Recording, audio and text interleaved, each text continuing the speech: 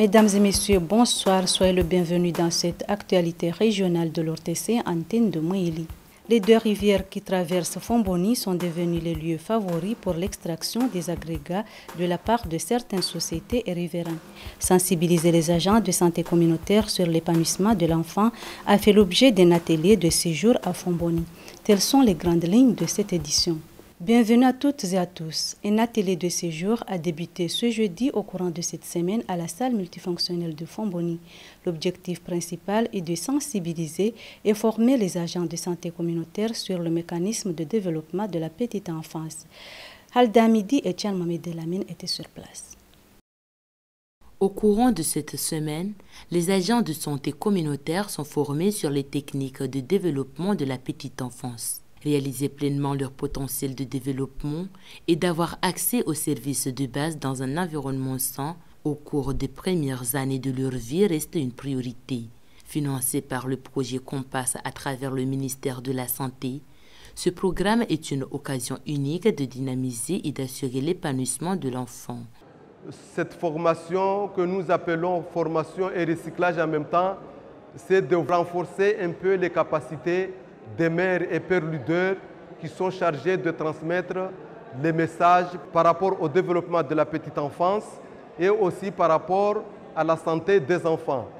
Pour que, à la longue, les parents ou les communautés ou au niveau des communautés, qu'on puisse avoir des enfants en bonne santé et bien éveillés.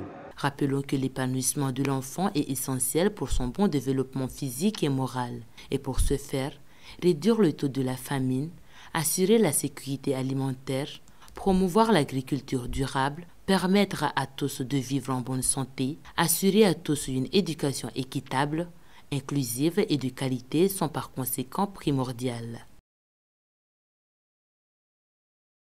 Sur le même ordre d'idées, renforcer la communication sur les risques et engagements communautaires a fait l'objet de cet atelier de 3 jours tenu à la salle multifonctionnelle de Fomboni.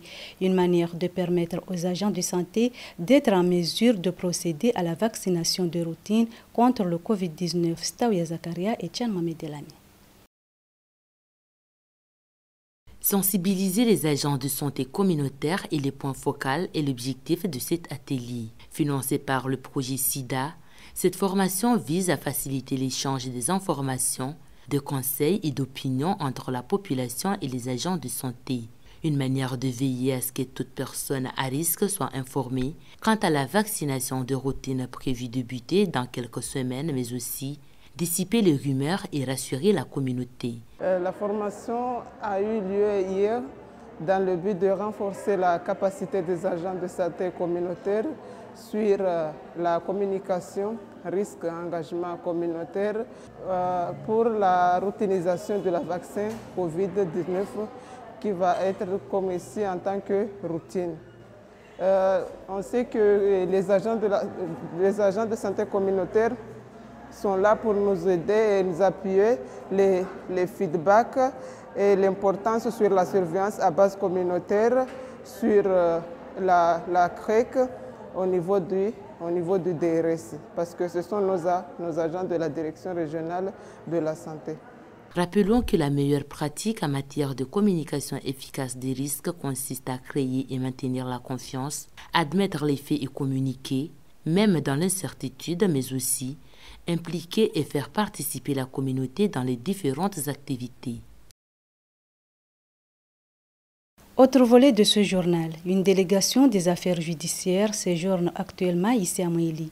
Conduite par le secrétaire général du Conseil de la magistrature suprême, cette dernière organise 2 jours d'atelier sur la sensibilisation des lois cadres des institutions CADIO dans le cadre de leur fonctionnement.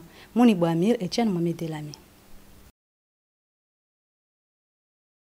Ils sont présents dans cet atelier d'apprentissage, les cadis des différentes communes de l'île de Mouili, des greffiers, des représentants des différentes mairies, au même titre que le délégué en charge du bien-être social. Venus des différentes régions de l'île de Mouéli, ils vont être sensibilisés sur la nouvelle loi cadre de leur fonctionnement. La venue de la directrice générale des affaires judiciaires, accompagnée du secrétaire général du Conseil supérieur de la magistrature, consiste à sensibiliser ces derniers sur le fonctionnement et l'application des tâches qui leur sont confiées. Une manière de lutter contre les problèmes judiciaires. Une initiative rendue possible grâce aux efforts du ministère de la Justice. Effectivement, après 2 jours de travaux à Mouéli, sur la vulgarisation de la loi de 2021, du 29 juin 2021, relatif à l'organisation et au fonctionnement des tribunaux CADIO, une loi qui a été promulguée en janvier 2022.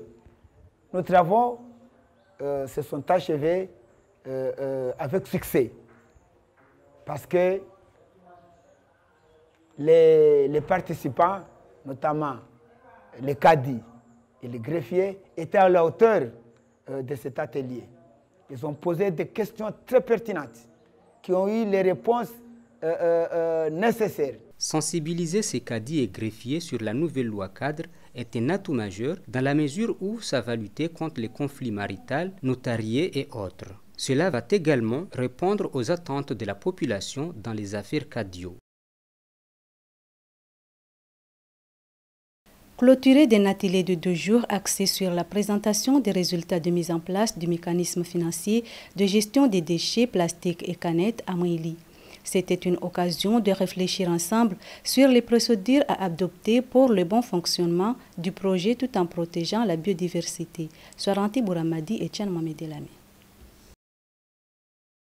Financé par le programme des Nations Unies, cet atelier de représentation d'études de développement des mécanismes de financement pour le rachat et valorisation des déchets plastiques et canettes à Mouéli avait regroupé les différentes parties prenantes, notamment les maires, préfets, ainsi que les associations villageoises du développement. Dirigés par les consultants nationaux et internationaux, ces participants ont pu partager un groupe de connaissances afin de statuer le scénario le plus approprié pour une mise en place des mécanismes financiers selon une feuille de route à court, moyen et à long terme.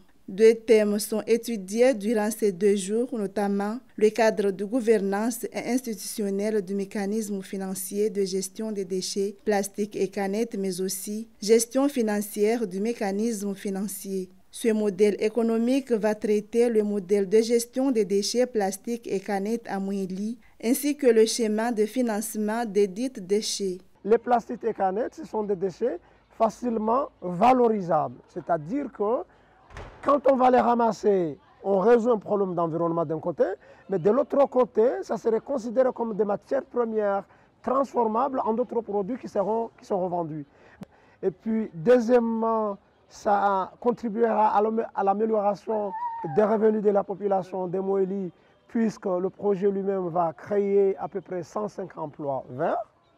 Et puis, troisièmement, comme ça va assainir l'environnement, etc., ça va attirer des touristes. Et vous savez que le tourisme est un des leviers que nous avons pour le développement de notre pays. Après ces longues séances, les bénéficiaires se disent capables de veiller à ce que ce projet fonctionne comme il faut, en renforçant davantage leurs activités sur la protection de l'environnement, qui reste un atout majeur pour tout un chacun. Nous devons se rassembler et lutter contre, ce fléau qui nous décime, c'est-à-dire être capable de ramasser et de multiplier les efforts, les canettes et les bouteilles en plastique, parce que ce sont des déchets qui ne se dégradent pas facilement. Et j'appelle à tout le monde qu'on soit capable et qu'on soit content et réellement être d'accord de réussir à cette mission afin que nous soyons en bonne santé. À noter que ce projet de mise en place d'un centre de récupération et de rachat des déchets plastiques et canettes en aluminium à Mouéli est exécuté par l'Agence nationale des déchets, une manière de réduire le volume des déchets déversés dans la mer, polluant ainsi que les océans et les zones d'intersyndicales écologiques. L'extraction massive des agrégats prend de plus en plus de l'ampleur ici à Moïli, surtout dans les différentes rivières de l'île, surtout dans les deux rivières d'Ewa et Msoutouni qui traversent la ville de Fomboni. Un phénomène qui peut en effet causer des dégâts considérables, surtout pendant la période de fortes pluies. Halda Hamidi et Tchan Mohamed Elamine.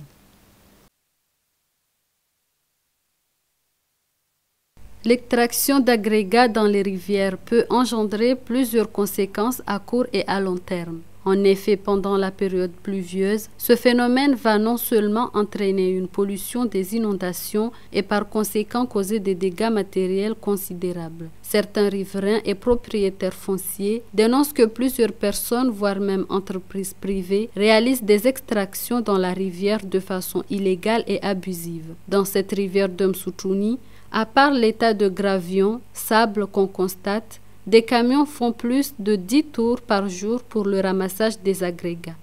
Cette pratique, qui est devenue également une source de revenus pour certains, risque de causer de conséquences énormes sur la population environnante à travers l'augmentation de pression des eaux pluviales. Et pour finir, longtemps dépourvus d'une clôture, les responsables du collège rural de Fomboni ont pris l'initiative de clôturer le collège, une manière d'assurer la sécurité des élèves ainsi que les biens de l'établissement en répondant aux normes de sécurité dignes d'une école. Staouya Zakaria et Tchan Mohamed Elami. Par manque de clôture depuis sa construction, le collège rural de Fomboni fait face à de nombreuses difficultés, notamment vol, insécurité des élèves ainsi que les passages des animaux en divagation. De l'initiative des responsables de mettre une clôture pour protéger ces élèves malgré le manque de moyens à leur disposition. Ces derniers appellent donc toute personne de bonne foi de contribuer à cette noble cause qui n'est autre que d'assurer la sécurité des élèves. Je demande au gouvernement, les tout responsables du gouvernement, et les parents des élèves de venir nous aider pour mettre la clôture parce que ce sont nos enfants, ce sont leurs enfants qui doivent être en sécurité. Rappelons que ce collège est construit dans les années 76 et durant ces années, ce dernier n'a bénéficié d'aucun projet de réhabilitation et était dépourvu d'une clôture. Des travaux de construction de cette dernière sont rendus possibles grâce aux moyens propres de l'école. Et voilà, c'est la fin complète de ce journal, mais avant de la boucler, je vous rappelle les titres. Les deux rivières qui traversent Fomboni sont devenues les lieux favoris pour l'extraction des agrégats de la part de certaines sociétés et riverains. Sensibiliser les agents de santé communautaire sur l'épanouissement de l'enfant a fait l'objet d'un atelier de 6 jours à Fomboni. C'est ainsi que s'achève notre édition. Merci de l'avoir suivi et bonne suite au programme sur l'ORTC. Au revoir et à très bientôt.